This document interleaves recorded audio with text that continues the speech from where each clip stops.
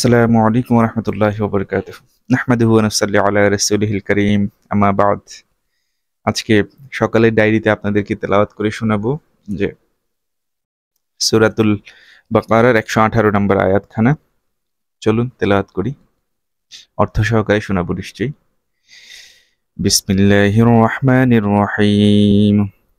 وقال الذين لا يعلمون لولا يكلمنا الله أو تأتينا آية كذلك قال الذين من قبلهم مثل قولهم تشابهت قلوبهم قد بينا الآيات لقوم يوقنون।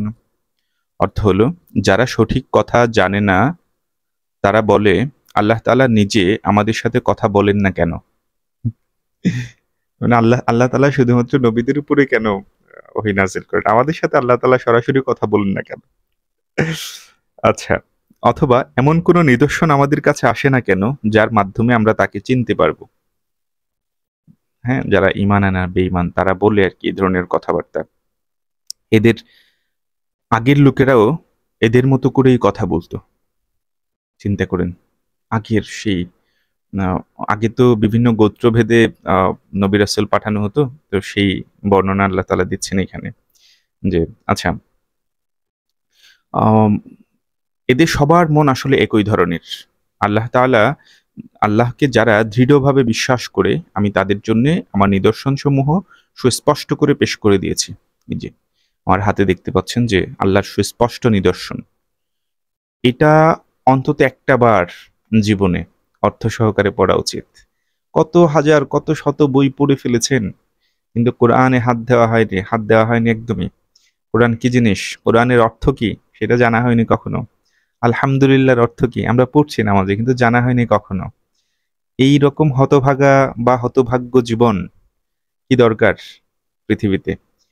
যেই ব্যক্তির আলহামদুলিল্লাহর অর্থ কখনো খুলে দেখেনি, যেই ব্যক্তি আল কোরআন শব্দের অর্থ কি খুলে দেখেনি, যেই ব্যক্তি কোরআনের অর্থ সহকারে জীবন একটাবার পড়ে দেখেনি, সেই জীবন আসলে কখনোই কাম্য না একজন মুসলিমের জন্য।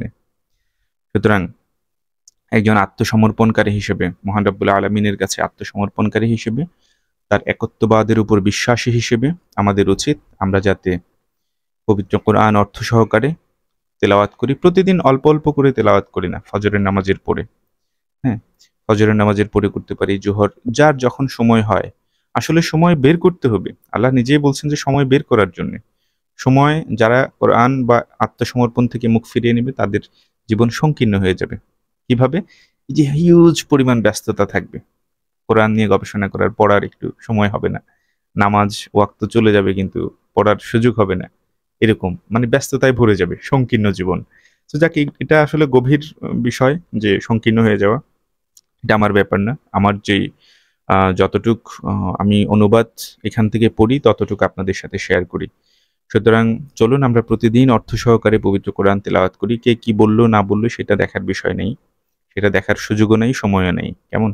চলুন কোরআনের দিকে ফেরত যাই। সবাই ভালো থাকবেন, দোয়া করবেন। আল্লাহ হাফেজ। আসসালামু আলাইকুম ওয়া রাহমাতুল্লাহ।